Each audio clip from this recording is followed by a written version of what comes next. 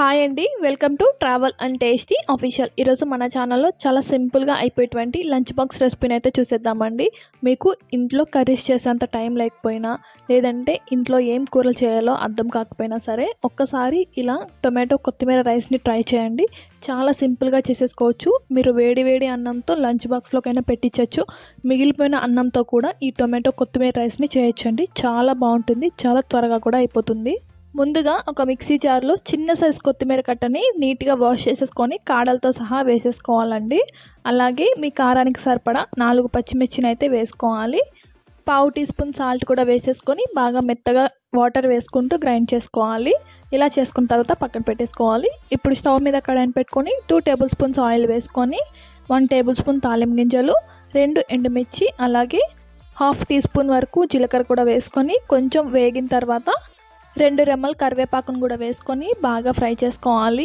కరివేపాకు కూడా బాగా ఫ్రై అయిపోయిన తర్వాత 2 మీడియం సైజ్ ఆనియన్స్ని బాగా సన్నగా కట్ చేసుకొని వేసుకోవాలండి. ఆనియన్స్ కూడా బాగా గోల్డెన్ కలర్లోకి వచ్చేంత వరకు కూడా బాగా ఫ్రై చేసుకోవాలి.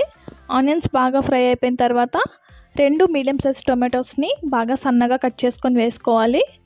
టొమాటోస్ బాగా మగ్గేంత వరకు బాగా ఫ్రై చేసుకోవాలండి మీడియం ఫ్లేమ్లో. ఇలా బాగా ఫ్రై చేసుకునేటప్పుడే 1/2 టేబుల్ స్పూన్ సాల్ట్ కూడా వేసుకోవాలి. మీరు మీ టేస్ట్కి సరిపడా సాల్ట్ని వేసుకోవచ్చు.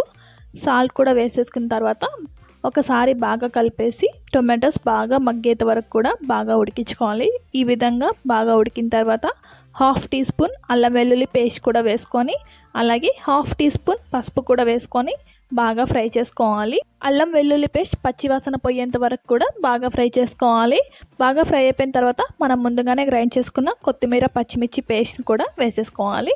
ఈ విధంగా వేసేసుకున్న తర్వాత 3-4 నిమిషాలు మీడియం ఫ్లేమ్లో బాగా ఉడికించుకోవాలండి. బాగా ఫ్రై చేసుకోవాలి. ఇలా ఫ్రై అయిన తర్వాత 1/2 టీ స్పూన్ ధనియాల పొడి కూడా వేసుకొని బాగా మిక్స్ చేసుకోవాలి. ఇలా చేసుకున్న తర్వాత రైస్ని కూడా వేసేసుకోవాలి. ఇక్కడ నేను 2 పర్సన్స్కి సరిపడా రైస్కి ఇంగ్రీడియంట్స్ అయితే చెప్తున్నానండి. మీరు ఇంకా ఎక్కువ చేసుకోవాలనుకుంటే ఇంగ్రీడియంట్స్ అనేవి పెంచుకుంటే సరిపోతుందండి. అలాగే రైస్ కూడా వేసేసుకోవాలి. ఇక్కడ మిగిలిపోయిన రైస్ అయినా వేసుకోవచ్చు, లేదంటే వేడి వేడి రైస్ అయినా వేసుకోవచ్చు అండి. మిగిలిపోయిన రైస్ అయితే లంచ్ బాక్స్లోకి పనికిరాదండి. అదే వేడి వేడి రైస్ అయితే మీరు లంచ్ బాక్స్లోకి కూడా హ్యాపీగా పెట్టేసేయచ్చు. మిగిలిపోయిన రైస్ అయితే అప్పటికప్పుడు తినడానికి చాలా బాగుంటుంది. అలాగే ఇలా 3-4 నిమిషాల పాటు మీడియం ఫ్లేమ్లో బాగా ఫ్రై చేసుకోవాలి, రైస్లోకి బాగా కలిసిపోయేలాగా. ఇలా ఫ్రై చేసుకున్న తర్వాత లాస్ట్లో కొత్తిమీరను కూడా వేసేసి ఒకసారి బాగా కలిపేసి స్టవ్ ఆఫ్ చేసేసుకుంటే టొమాటో కొత్తిమీర రైస్ రెడీ అయిపోతుంది. చాలా సింపుల్గా చేసేసుకోవచ్చు. పిల్లలకి కూడా రోజు ఒకేలాగా కాకుండా ఇలా కొంచెం కొత్తగా ట్రై చేసి పెడితే చాలా ఇష్టంగా తింటారండి. వాళ్ళకు కూడా బోర్ కొట్టకుండా ఉంటుంది. ఈ రైస్లోకి కర్రీస్ ఏం అవసరం లేదండి. రైతాతో సర్వ్ చేసుకోవచ్చు, లేదంటే ఒట్టి రైస్ అయినా తినేసేయచ్చు. చాలా చాలా టేస్ట్గా ఉంటుంది. నచ్చితే తప్పకుండా మీరు కూడా ట్రై చేసి ఎలా వచ్చిందో కామెంట్ సెక్షన్లో కామెంట్ చేయండి. వీడియో నచ్చితే లైక్ చేయండి. మన ఛానల్ని సబ్స్క్రైబ్ చేసుకోండి. మీ ఫ్రెండ్స్ అండ్ ఫ్యామిలీ మెంబర్స్కి మన వీడియోస్ని షేర్ చేయండి. Thank you.